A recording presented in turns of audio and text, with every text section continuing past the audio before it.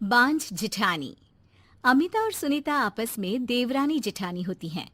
शादी के कई साल बाद भी अमिता को कोई औलाद नहीं होती, लेकिन शादी के 1 साल में ही देवरानी सुनीता को एक प्यारा सा बेटा होता है।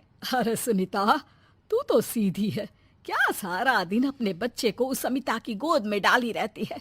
देखती नहीं, खुद का बच्चा तो है नहीं। अरे कहीं तेरा बच्चा भी।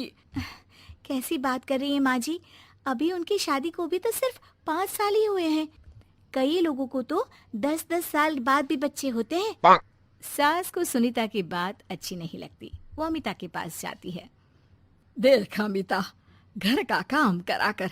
सुनीता का एक तो छोटा बच्चा, वो बेचारी घर को चिराग भी दे और सारा दिन किचन में खटती रहे, और ऊपर से तू आराम करे। दीदी, खाने में क्या बनाना है दोपहर को? मैं किचन में जा रही हूँ। अरे नहीं नहीं, मैं हूँ ना, मैं खाना बना लूंगी। अरे खाना आप बनाएंगी तो मुन्ने को कौन पकड़ेगा? अरे तू पकड़ेगी, मैं पकड़ूंगी। भाई माँ ही तो मुन्ने को पकड़ती है।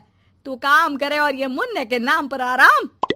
अरे नहीं नहीं माँ जी, मैं माँ हूँ माना, लेकिन अमिता दीदी का प्यार भी कम नहीं है। सारा दिन भी नहीं खिलाएंगी तो रात को नींद नहीं आएंगी इन्हें। अरे तो दूसरे की औलाद तो दूसरे की होती है ना। ला अमिता, मुन्ने को मुझे दे दे। लेकिन जैसे ही मुन्ने को सास गोद में लेना चाहती है, वो उनके पास जाने से इनकार कर देता है। अरे काला जादू कर दिया है इसने। बच्चा किसी के पास आ ही नहीं रहा है भाई। माँ, इसे काला जादू नहीं, प्यार कहते हैं, जो दीदी मुन्ने से करती हैं। अरे हाँ हाँ, हम तो दुश्मन है ना इसके, जो ये हमारे पास नहीं आ रहा है। अरे सगी दादी हूँ मैं, पूरी की पूरी कोठी इसी के नाम कर जाऊंगी। अब बोल, अब भी प्यार है क्या इससे?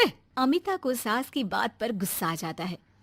वैसे भी माँ जी, पूरे घर में यही एक चिराग है, तो आप इसे दे या ना दे, सारा कुछ इसी का है, चाहे वो मेरा भी क्यों ना हो।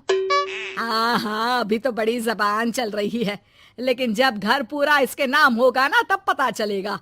अमिता और सुनीता दोनों ही मिलजुल कर रहती थी, इसलिए सास की बात का दोनों को ही बुरा ना लगता। मिलजुल कर काम करती और हंस खेल कर रहती। अरे बेटी, तेरी दोनों भाभियों ने तो मुझे साइड कर रखा है। अरे दोनों में इतनी पड़ती है कि मुझे तो डर लग रहा है, कहीं एक दिन ये दोनों मेरी बात मानने से इनकार ही ना कर दे। अरे तो खेल खेलो और दोनों को अलग कर दो, इस पे कौन सा गणित लगाना है माँ? हाँ हाँ, ये तो है, चल देख लेती हूँ मैं। अगले दिन सास धीरे से एक लाल पेन लेकर मुन्ने के बदन में लगा देती है और लोगों को बुलाकर हंगामा करती है। अरे देखो देखो, ये क्या हो रहा है मुन्ने के शरीर में? अरे ये क्या हो गया मेरे बेटे को? मैं अभी इसे लेकर डॉक्टर के पास जा रही हूँ। अरे ना दीदी, परेशान मत हो, मैं तैयार कर देती हूँ और कैब बुला लेती हूँ, बाद में ले जाइए आप इसे।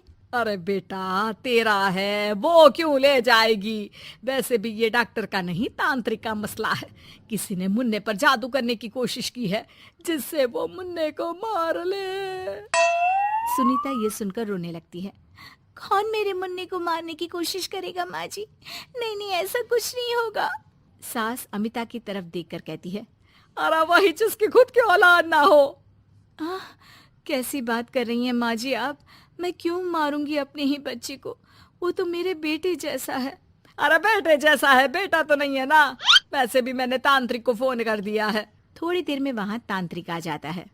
भगवान भगवान भगवान भगवान, बच्चे की जान को खतरा है, खतरा है, खतरा है। इसके ऊपर किसी बांझ औरत ने काला जादू कर रखा है, रखा है, रखा है। लगता नहीं ये बच्चा कभी ठीक भी हो पाएगा, पाएगा, पाएगा। नहीं नहीं, मेरे बेटे को बचा लीजिए। अमिता दीदी, आप इतना गंदा सोचेंगे मुन्ने के लिए, मैंने सोचा भी नहीं था। अरे कैसी बात कर रही हो सुनीता?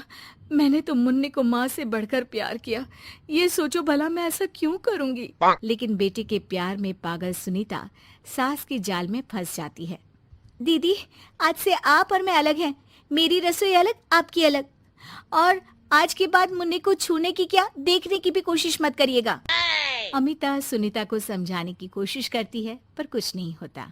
अगले रोज। ला सुनीता, मैं मुन्ने को नहला कर तैयार कर देती हूँ। नहीं नहीं माँ जी, मैं नहला देती हूँ। लेकिन जैसे ही वो मुन्ने को नहलाने लगी, पेन के निशान एक एक करके निकल गए। अरे माँ जी, ये तो किसी ने पेन से निशान बनाए थे। देखिए, जैसे ही मैंने मुन्ने को नहलाया सारे निकल गए। अब अरे नहीं नहीं बहू, ये तो बाबा का कमाल है कि बच्चे के ऊपर से ये साया धुल गया।